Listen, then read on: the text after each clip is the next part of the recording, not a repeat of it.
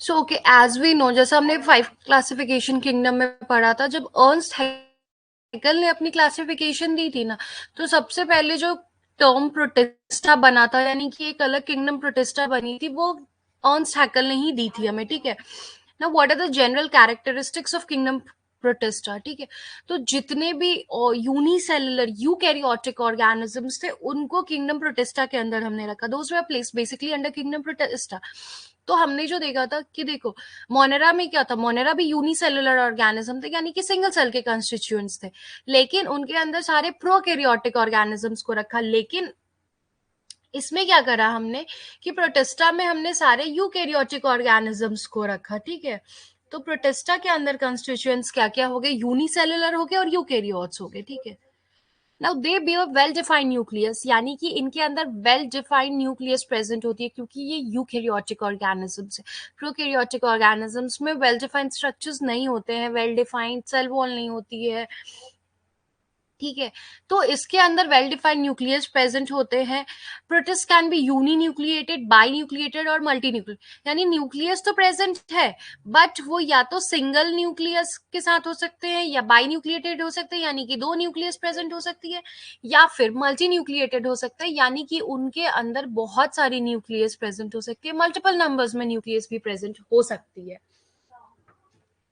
ठीक है। Now locomotion, तो प्रोटिस्टा के अंदर में लोकोमोशन कैसे होती है, लोकोमोशन होगी, ठीक है। बैक्टीरिया की तरह ये लोग उनके अंदर लोकोमोशन एब्सेंट नहीं होती है। कुछ बैक्टीरिया हमारे मोटाइल थे, कुछ बैक्टीरिया नहीं थे, यानी कि पैसिव थे, वो लोग वाटर करंट के थ्रू फ्लो करते थे। लेकिन प्रोटिस्टा क्या है, हमारा प्रोटिस्टा के अंदर लोकोमोशन होती है, यानी कि वो one place to another place travel करते हैं, जाते हैं ना। लोकोमोशन किस तरीके से होगी, या तो फ्लैजिला उसमें प्रेजेंट होगा तो फ्लैजिला के साथ होगी, या तो सीलिया प्रेजेंट होगा तो सीलिया के थ्रू होगी, या फिर स्यूडोपोडिया कॉन्ट्रैक्शंस होते हैं उनके अंदर, यानी कि जैसे उनके अंदर स्यूडोपोडिया होगी, या तो उसके अंदर कॉन्ट्रैक्शंस होंगे, यानी कि कोई भी बॉडी होती है ना, ऐसे कॉन्ट्रैक्ट कर करके मूव करते हैं। कुछ एनिमल्स देखोगे, ऐसे कुछ ऑर्गेनिजम्स होते हैं जो कॉन्ट्रैक्शन के थ्रू भी मूवमेंट करते हैं, ठीक है।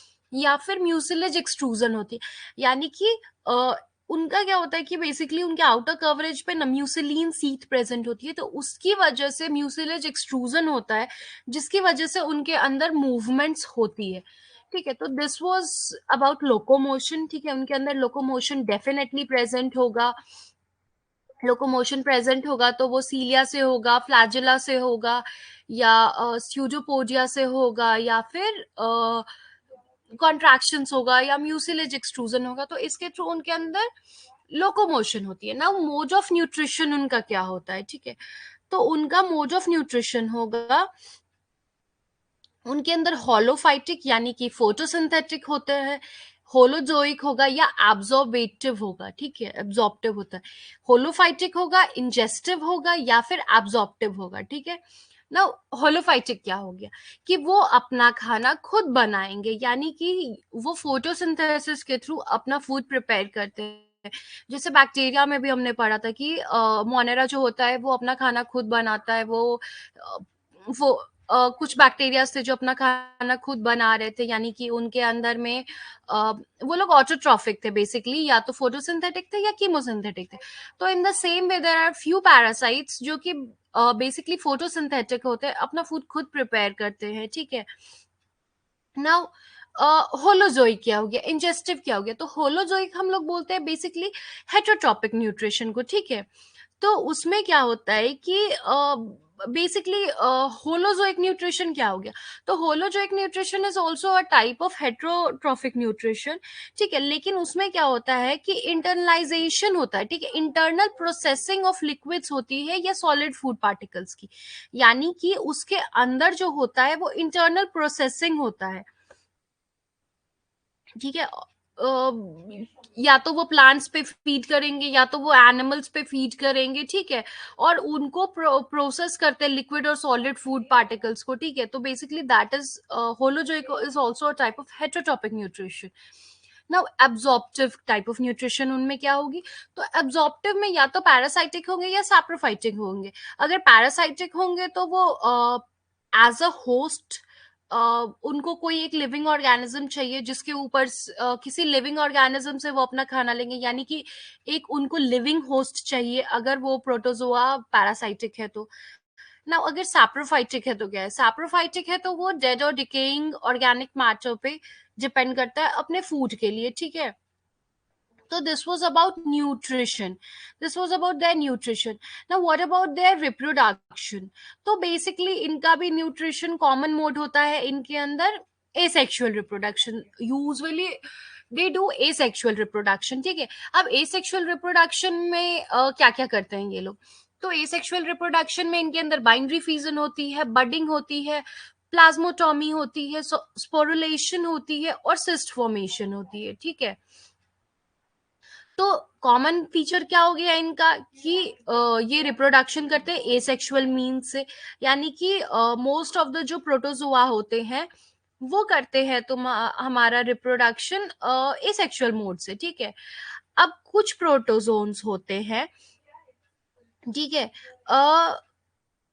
जो कि सेक्सुअल रिप्रोडक्शन भी करते हैं, लेकिन जो एसेक्सुअल रिप्रोडक्शन करते हैं वो कैसे करते हैं? तो उनका क्या होता है बेसिकली कि पहला तो बाइनरी फिजन के थ्रू करेंगे। आई told you in last class only, Monera में मैंने बताया था बाइनरी फिजन कैसे होती है, बैक्टीरिया में मैंने बाइनरी फिजन दिखाया है कैसे होती है। न्यूक्लियस डिवाइड हुआ, बॉडी में डिवाइड हो गया तो दो डॉटर बॉडीज बन गए, तो बाइनरी फिजन ऐसे हो गई। नाउ बडिंग क्या होगी? बडिंग में क्या होता है कि एक प्रोटोजोआ है उसके अंदर डिफरेंट बड्स अराइज हो गए, फिर वो बड्स उस पेरेंट बॉडी से सेपरेट हो गए, फिर वो डॉटर बॉडी मतलब वो एक दूसरा ऑर्गेनिज्म बन गया। तो बेसिकली बडिंग में वो होती कि एक बड फॉर्मेशन हो गया, उसके अंदर ऊपर डिफरेंट बड्स हो गया और वहां से फिर वो सेपरेट हो गया पेरेंट बॉडी से, तो वो बडिंग एक न्यू ऑर्गेनिज्म बना दी। ना व्हाट इज प्लाज्मोटॉमी? दूसरा तीसरा वे होता है इनका एसेक्सुअल रिप्रोडक्शन का, प्लाज्मोटॉमी का, ठीक है। तो प्लाज्मोटॉमी क्या होती है कि अनकाउंटेबल होती है, ठीक है। ये बेसिकली प्रोटोजोआ में ही देखने मिलती है हमें, बाकी एल्गी और मोनेरा में तुमको देखने को नहीं मिलेगी। तो अगर कभी क्वेश्चन में ये पूछा कि प्लाज्मोटॉमी टाइप ऑफ एसेक्सुअल रिप्रोडक्शन कहाँ प्रेजेंट है, तो ऑलवेज रिमेम्बर कि प्रोटोजोआ में ज्यादातर मेनली प्रोटोजोआ में मिलते हैं। तो अगर आपको कभी भी ऑप्शन में कोई प्रोटोजोआ दिख रहा है तो you should go for that only, ठीक है ना। उनके अंदर क्या होता है कि जो पेरेंट बॉडी होती है ना वो डॉटर ऑर्गेनिजम्स में डिवाइड हो जाती है without the process of cell division, यानी कि उनके अंदर सेल का डिवीजन नहीं होता है, बस वो मल्टीप्लाई कर जाते हैं, ठीक है। माइटोसिस वगैरह उनमें नहीं होती है, बस फर्दर वो डिवाइड हो जाते हैं डिफरेंट डिफरेंट बॉडीज में, ठीक है। तो बेसिकली ये एक टाइप का फिजन ही है, लेकिन बाइनरी फिजन में क्या हो गया कि दो बॉडीज में डिवाइड हो गए थे, बट प्लाज्मोटॉमी में ये डिफरेंट वेरियस डॉटर बॉडीज में डिवाइड होते हैं। फिर स्पोरुलेशन क्या हो गया कि स्पोर फॉर्मेशन करेंगे और स्पोर्स फिर न्यू ऑर्गेनिजम्स बना देगा हमारा, दैट इज बेसिकली हो गई कि सिस्ट का फॉर्मेशन आएगा, मतलब जो पेरेंट बॉडी है वो सिस्ट बनाएगा, फिर वो सिस्ट से न्यू ऑर्गेनिजम्स बनेंगे। तो basically that is these are the ways of asexual reproduction in protozoa. अब सेक्सुअल रिप्रोडक्शन कैसे होता है हमारे यहाँ, सेक्सुअल रिप्रोडक्शन भी प्रोटोजोआ में होगा। तो सेक्सुअल रिप्रोडक्शन में क्या होता है, मियोसिस होती है और कैरियोगोमी होती है, ठीक है। तो अभी मियोसिस में क्या होता है कि जाइगोटिक सम फॉर्म्स में या तो वो जाइगोटिक होगा और कुछ दूसरे फॉर्म्स में वो गैमेटिक होता है, ठीक है। बेसिकली ये चीजें डिटेल में जब फर्दर चैप्टर पढ़ोगे ना तो ये जाइगोटिक गैमेटिक वर्ड्स ये क्लियर हो जाएगा हमें, ठीक है। वो आगे की क्लासेस में basically I will explain you अच्छे से। कैरियोगैमी बेसिकली एक वर्ड यहाँ पे डिफरेंट है, ये मियोसिस माइटोसिस तो आई गेस सबको पता होगा ना। What is karyogamy? कैरियोगैमी, तो कैरियोगैमी क्या होता है कि वो लास्ट फेज होता है जब दो हेप्लॉइड सेल्स फ्यूज करते हैं ना। तो दो जो यूकैरियोटिक हेप्लॉइड सेल्स होते हैं वो जब फर्टिलाइजेशन के टाइम में मतलब फ्यूज करते हैं ना, तो बेसिकली उसको कैरियोगैमी बोलते हैं। अगर सिंपल टर्म्स में समझो तो fusion of two nuclei in particular, उसको हम लोग कैरियोगैमी बोलते हैं। दो न्यूक्लियाई अगर फ्यूज करता है टुगेदर तो that is basically known as karyogamy. Guys, I am audible to you people now, and notes is also visible. Just let me know now once.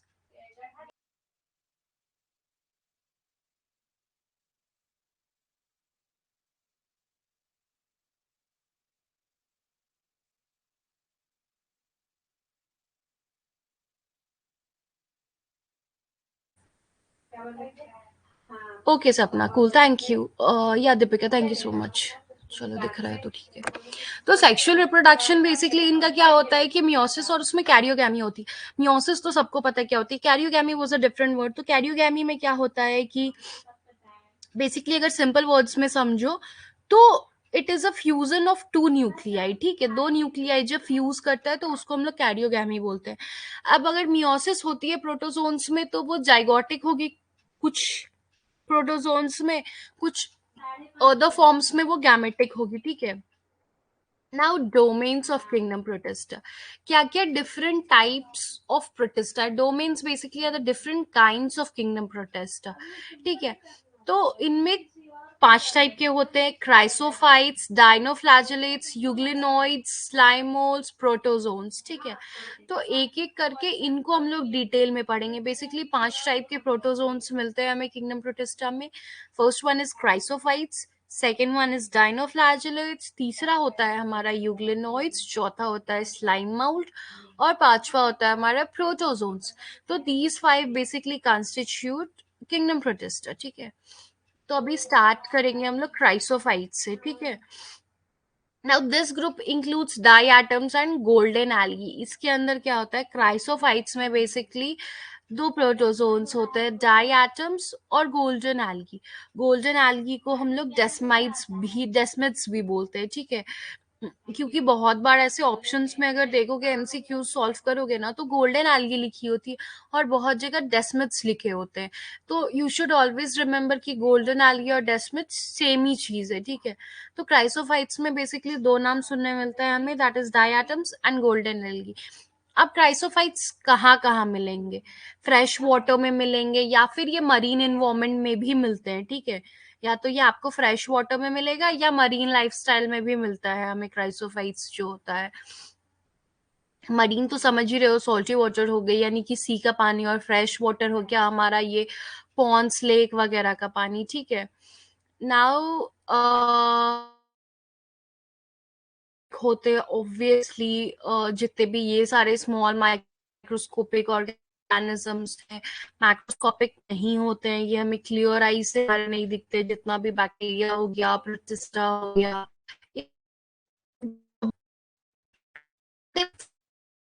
Currents, ठीक है, प्लैंकटन, बेसिकली वाटर करंट्स में जो float करते हैं उनको हम लोग plankton बोलते हैं। तो ये क्या करते हैं ना कि जहां भी वाटर करंट जाता है, इन वाटर बॉडीज में मिलेंगे तो मिलेंगे, ये इनके साथ साथ फ्लोट भी करते हैं वाटर बॉडीज पे। वाटर करंट के साथ बेसिकली ये फ्लोट करते हैं पैसिवली, यानी कि पैसिवली इसलिए यानी कि क्योंकि ये एक्टिव मूवमेंट नहीं है इनकी, लेकिन वाटर करंट मूव कर रहा है, वाटर मूव कर रहा है, वाटर में करंट है, उसकी वजह से ये प्रोटोजोआ में भी मूवमेंट है। That is why it is called as passive movement, ठीक है। अब most of them are photosynthetic, as I told you, पहले ही जनरल फीचर्स में बताया है कि फोटोसिंथेटिक भी। तो क्राइसोफाइट्स क्या होता है, क्राइसोफाइट्स बेसिकली फोटोसिंथेटिक होते हैं, majority of the them are photosynthetic, ठीक है।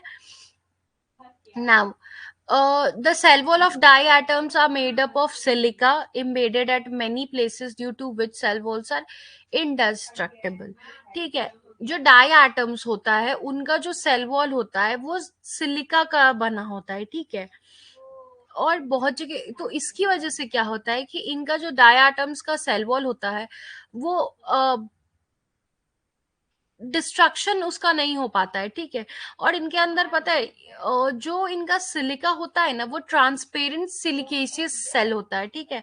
अगर डाई एटम्स का आउटर कवरिंग सेल देखोगे ना तो वो ट्रांसपेरेंट कलर का सिलिका सेल होता है प्रेजेंट, ठीक है। और इनका जो सेल वॉल होता है वो बहुत हार्ड होता है, दैट्स वाई देखो इंडिस्ट्रक्टिबल है, तो वो हार्ड तो होगा ही होगा, ठीक है। इवन अगर उस डायटम की डेथ हो जाए, उस प्रोटोजोन की डेथ भी हो जाए, ठीक है, तो भी उनका जो सेल वॉल होता है वो डिस्ट्रॉय नहीं होता है उनकी डेथ के बाद भी। और क्या होता है कि अगर मान लो उस प्रोटोजोन की डेथ हो गई है तो वो वाटर बॉडीज में यानी कि अगर वो सी में प्रोटोजोन मिल रहा है, डायटम्स बेसिकली सी में मिलते हैं, तो बॉटम ऑफ द सी में ना तुमको उनका सेल फिर भी मिलेगा। जैसे सिप वगैरह के सेल्स देखते हो कितना हार्ड होता है, सिप नहीं भी होता है उसके अंदर तो भी वो सेल ऐसे हमें समुद्र के किनारे मिल ही जाता है। तो सेम वे में डायटम्स का भी सेल है कि वो बिल्कुल हार्ड होता है, डिस्ट्रक्टिव नहीं होता है, तो वो हमें एक्चुअली वहां पे मिल जाता है।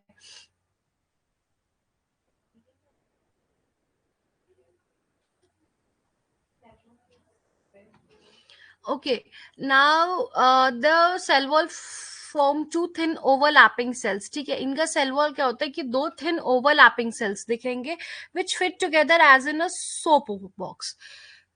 सोप बॉक्स को देखा है कभी कि दो ऐसे दो अलग अलग सोप बॉक्स को कभी देखोगे तो देखा है कि दो अलग अलग ऐसे खुलते बंद होते हैं दो चीजें, और जब कवर करते हो तो ऐसे एक साथ फिट इन हो जाता है सोप बॉक्स।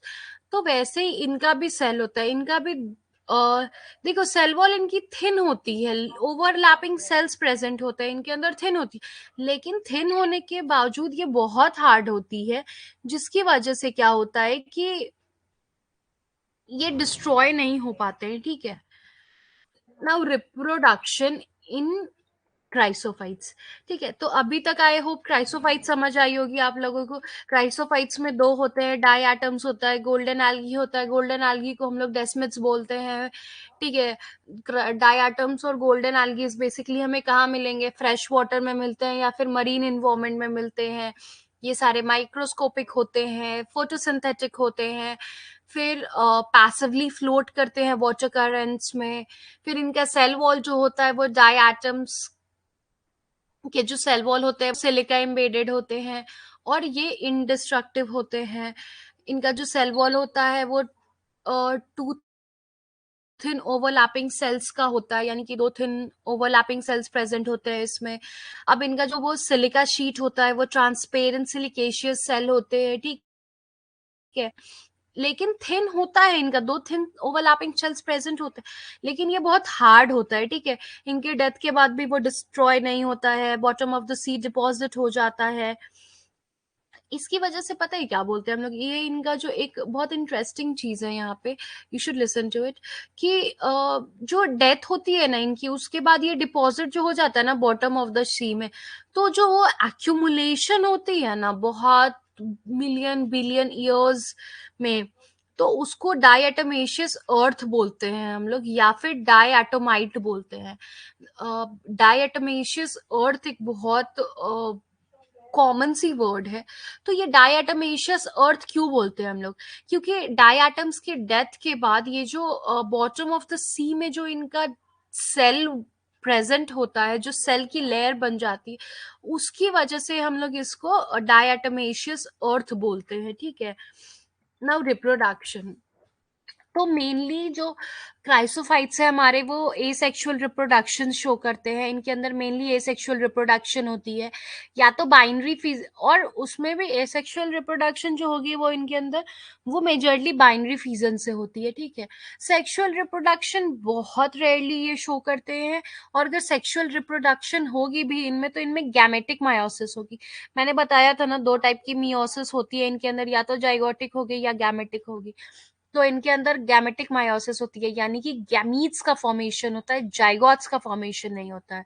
ठीक है, अगर बहुत रेयरली अगर इसमें सेक्सुअल रिप्रोडक्शन हुई भी तो गैमेटिक मियोसिस होगी इनके अंदर। Now what are the economic importance of chrysophytes. ठीक है, तो आई टोल्ड यू ना डायटमेशियस अर्थ, देखो अभी बताया था मैंने, डायटमेशियस अर्थ और डायटमाइट, ठीक है, is employed as an insulation material in refrigerators, boilers and furnaces। ठीक है, तो जो डायटमेशियस अर्थ होती है, यानी कि इसकी जो सेल होती है ना, उसको basically as a insulation material use करते हैं हम लोग रेफ्रिजरेटर बॉयलर्स वगैरह में। आई टोल्ड यू क्यों यूज करेंगे, अब इसका रीजन तुम लोग को मिला, क्योंकि ये इनडिस्ट्रक्टेबल होती है, बहुत हार्ड होती है, ऑल्दो थिन लेयर होती है लेकिन बहुत हार्ड होती है, और डिस्ट्रक्शन नहीं होता है इसके अंदर। इसीलिए हम लोग डायटमाइट्स को यूज करते हैं बेसिकली रेफ्रिजरेटर्स और बॉयलर्स के लिए, ठीक है। Now diatomite is also used as cleaning agent in toothpaste and metal polishes. जितने भी मेटल पॉलिशर्स, मेटल शाइनर्स आते हैं या टूथपेस्ट आते हैं, उसमें भी एज अ क्लीनिंग एजेंट हम लोग डायाटमाइट को यूज करते हैं, ठीक है। Now, diatomite is porous and chemically inert. Therefore, it is used in filtration of sugar, alcohols and antibiotics. ठीक है। बहुत ही डायटमाइट्स जो होता है एक बहुत ही पोरस कंपाउंड है। उसकी वजह से क्या होता है कि जब हम लोग शुगर को फिल्टरेशन करते हैं, देखो शुगर जो देखते हो वो डायरेक्टली शुगर केन से तो आता नहीं है। अगर वो डायरेक्टली ऐसे शुगर केन से बना दिया तो वो बहुत ही डार्क कलर हो जाएगा, यानी कि ब्राउनिश कलर, डार्क ब्राउन ऐसे कलर के शुगर आएंगे। लेकिन इनको बहुत लेवल में प्रोसेस किया जाता है, शुगर को बहुत लेवल में रिफाइनिंग की जाती है उसकी, तब जाके हमें जो शुगर दिखता है white, as a white sugar, वो इसलिए दिखता है हमें, ठीक है। तो शुगर की रिफाइनिंग में, फिल्टरेशन में यूज करते हैं हम लोग डायटमाइट को। हम लोग अल्कोहल की फिल्टरेशन के लिए यूज करते हैं, या एंटीबायोटिक्स में भी फिल्टर करने के लिए यूज करते हैं डायटमाइट्स को, ठीक है। Now diatomites are important producer in the form of phytoplanktons and they are major source of food to aquatic animals, ठीक है। now diatoms are a very major source of food to क्योंकि देखो ये लोग सी में मिलता है। अब सी में जो मरीन लाइफ है, जो हमारे एक्वेटिक एनिमल्स प्रेजेंट है, तो उनको भी तो फूड कहीं से चाहिए होगी ना। तो उनको फूड कहाँ से मिलेगी? तो उनको फूड डायटम्स से भी मिलती है, ठीक है। अब there is a word called as phytoplanktons. तो दो वर्ड होती है, एक होता है फाइटोप्लैंक्टन्स और दूसरा होता है जू प्लैंक्टन्स। तो फाइटोप्लैंक्टन्स क्या होता है? फाइटोप्लैंक्ट्स जो होता है वो ऑटोट्रॉफिक होता है, यानी कि सेल्फ फीडिंग होता है। और ये मेनली जो प्लैंक्टन्स होते हैं हमारे, वो जो हमको मिलते हैं वो ओशियंस और फ्रेश वाटर्स में मिलते हैं। नाउ ये जो होता है कि ये तो फाइटोप्लैंक्टन डायटम्स जो हो गए वो हमारे वो सेल्फ फीडिंग हो गए, तो इसीलिए ये food as a very major source ये एक्वेटिक एनिमल्स के फूड्स के लिए यूज करते हैं। अभी देखो यहाँ एग्जाम्पल देखो, ये डायटम्स के एग्जाम्पल्स है, ठीक है। ये एक हमारा देखो, ये एक सर्कुलर डायटम है और ये एक पेने डायटम है, ठीक है। तो इसमें देख सकते हो पहले आउटर कवरिंग है, वैल्व्स है, हाइपोवैल्व्स है, बीच में उनके रैफे प्रेजेंट है, स्टाइरीज प्रेजेंट है, फिर ग्रिडल बैंड्स प्रेजेंट है, फिर इन द सेम वे इसके अंदर भी pleural bands, girdle bands present है, ठीक है। तो ये दो ऊपर वाले जो डायग्राम्स दिख रहे हैं ये दो एग्जाम्पल्स है बेसिकली हमारे डायटम्स के। और नीचे जो दिख रहा है वो है हमारा गोल्डन एल्गी, ठीक है। इसमें देखो फ्लैजिला प्रेजेंट है, तो इसमें मोटाइल होता है, ये भी इसके अंदर मूवमेंट्स होती है। तो first two examples are of diatoms, और जो दूसरा एग्जाम्पल है हमारा वो है हमारा गोल्डन एल्गी का एग्जाम्पल, ठीक है। Now moving on to dinoflagellates. पहला हमने पढ़ लिया क्राइसोफाइट्स, अब पढ़ेंगे हम लोग डाइनोफ्लैजुलेट्स। तो डाइनोफ्लैजुलेट्स क्या होता है? मोस्टली मरीन ही होते हैं। हमारा क्राइसोफाइट्स जो था वो फ्रेश वाटर में भी मिलता था, लेकिन डाइनोफ्लैजुलेट्स जो होते हैं वो मोस्टली मरीन ही होते हैं। नाउ डाइनो मोस्टली मरीन होते हैं और फोटोसिंथेटिक ऑर्गेनिज्म होते हैं, यानी कि ये अपना फूड खुद बनाते हैं।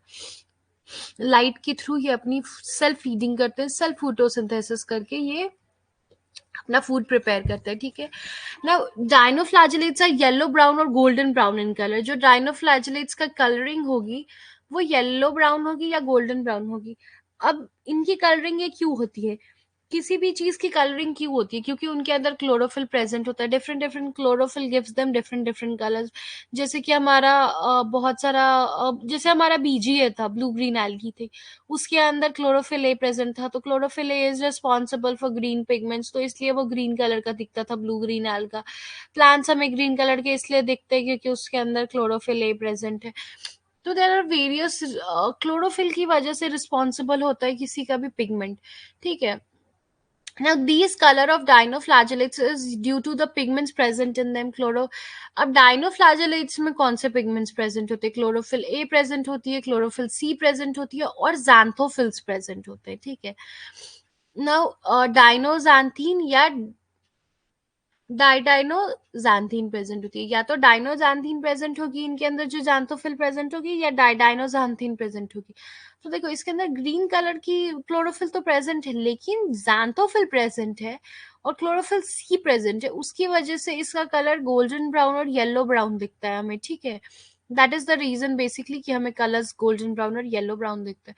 तो अभी तक हमने डाइनोफ्लैजेलेट्स के बारे में क्या क्या देखा कि मेनली मरीन होते हैं ये, फोटोसिंथेटिक ऑर्गेनिज्म होते हैं ये। उसके बाद इनकी कलरिंग क्या होती है, तो ये बेसिकली येलो ब्राउन और गोल्डन ब्राउन कलर्स के होते हैं, ठीक है। अब इनके अंदर ये पिगमेंट्स क्यों प्रेजेंट होती है, क्योंकि इनके अंदर क्लोरोफिल ए प्रेजेंट है, इनके अंदर क्लोरोफिल सी प्रेजेंट है और इनके अंदर जैंथोफिल्स प्रेजेंट है। Now, as the name suggests, dinoflagellates, di means two, flagellates means flagella. तो that means कि इनके अंदर दो फ्लैजिला प्रेजेंट है, ठीक है। अब दोनों फ्लैजिला एक ही डायरेक्शन में नहीं प्रेजेंट है। डाइनोफ्लैजिलेट्स नाम से तो हमें पता चल गया कि दो फ्लैजिला प्रेजेंट है, लेकिन इनके अंदर जो फ्लैजिला प्रेजेंट होती है उस वो क्या होता है कि एक इनका ट्रांसवर्स प्रेजेंट होता है और एक इनका लॉन्गिट्यूडनल प्रेजेंट होता है, ठीक है। अभी डायग्राम देखोगे तो समझ में आ जाएगा, बट आई गेस नाम से समझ में आ रहा होगा कि इनके अंदर दो प्रेजेंट है, तो फ्लैजिला कैसा होगा, एक ट्रांसवर्स प्रेजेंट होगा, एक लॉन्गिट्यूडनल प्रेजेंट होगा, ठीक है। वो शेप देखोगे तो अभी समझ जाओगे, पिक्चर्स है इनके एंड में, ठीक है। तो इनको क्या होता है कि अब डाइनोफ्लैजिलेट्स के अंदर दो फ्लैजिला तो प्रेजेंट है, ये बहुत ही एक स्पाइनिंग मूवमेंट शो करते हैं डाइनोफ्लैजिलेट्स हमारे, ठीक है। इनके अंदर एक स्पाइनिंग मूवमेंट होती है पर्टिकुलर सी, जिसकी वजह से इनको वॉलिंग विप्स भी बोलते हैं हम लोग। ये एक इम्पॉर्टेंट क्वेश्चन है, ठीक है। ये वॉलिंग विप्स जो है इसको मार्क कर लेना, कभी कभी पूछता है क्वेश्चन में, अगर आपको नीट में कभी कभी पूछ लेता है, विच आर लाइक कौन सी ऑर्गेनिज्म होती है जिनको हम लोग वर्लिंग विप्स बोलते हैं, या स्पाइनिंग मूवमेंट कौन शो करती है, तो उसका आंसर होगा डाइनोफ्लैजिलेट्स, ठीक है।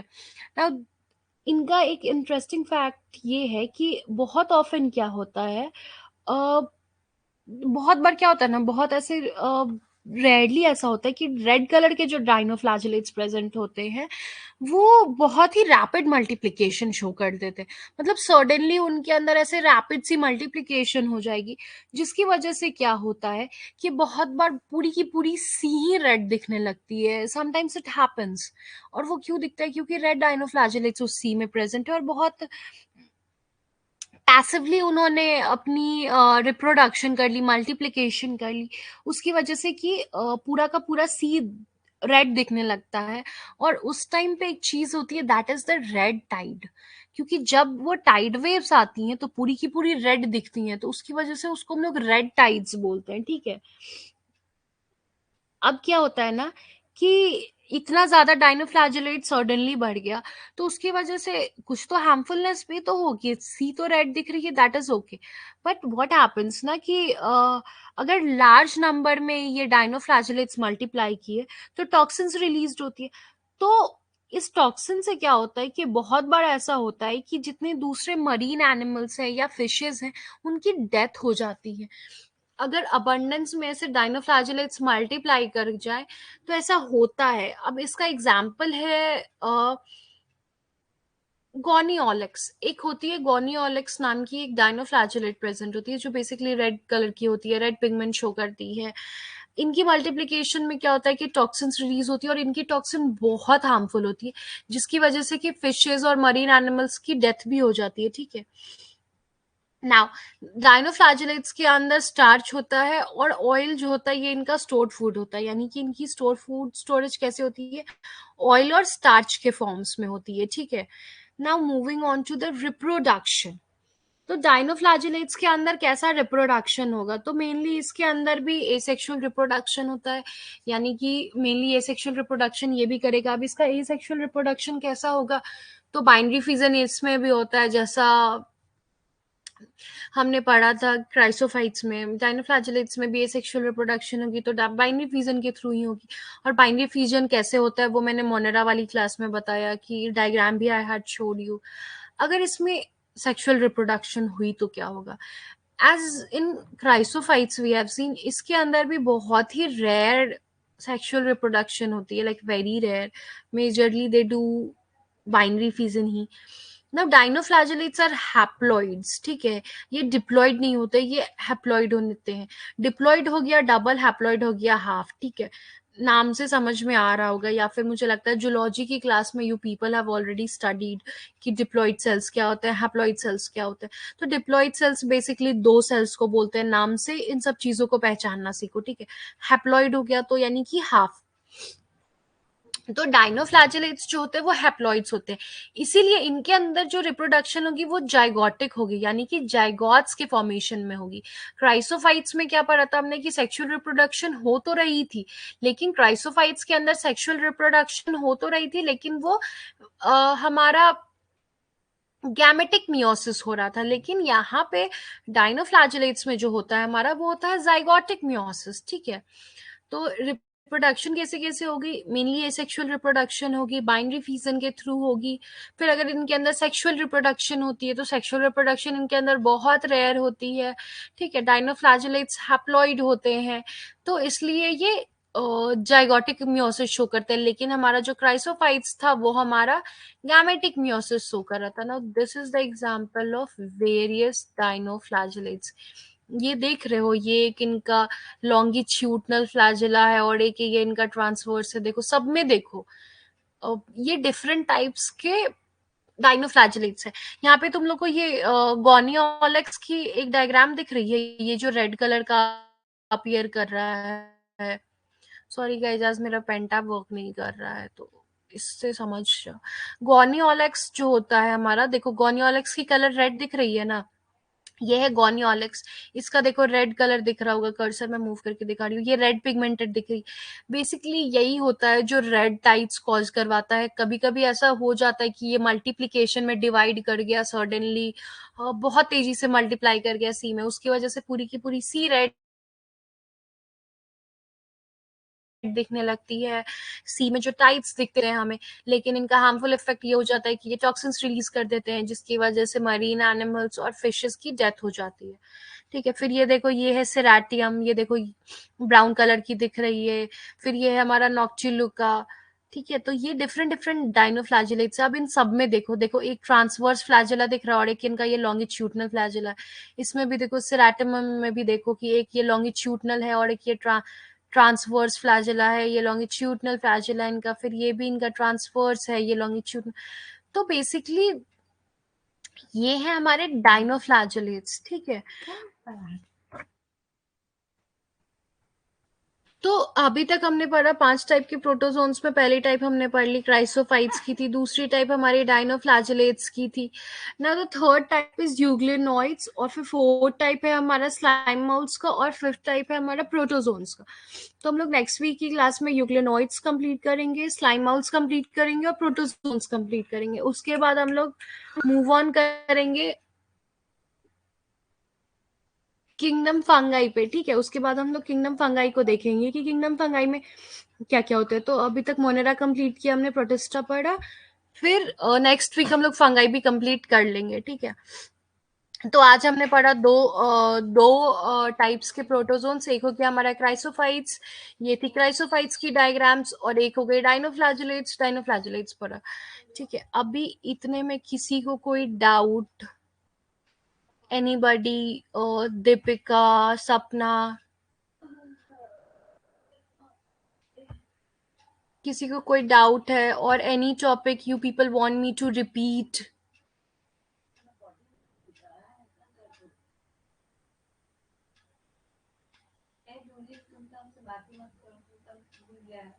Okay, Sapna, you don't have any doubt. Deepika, you have any doubts?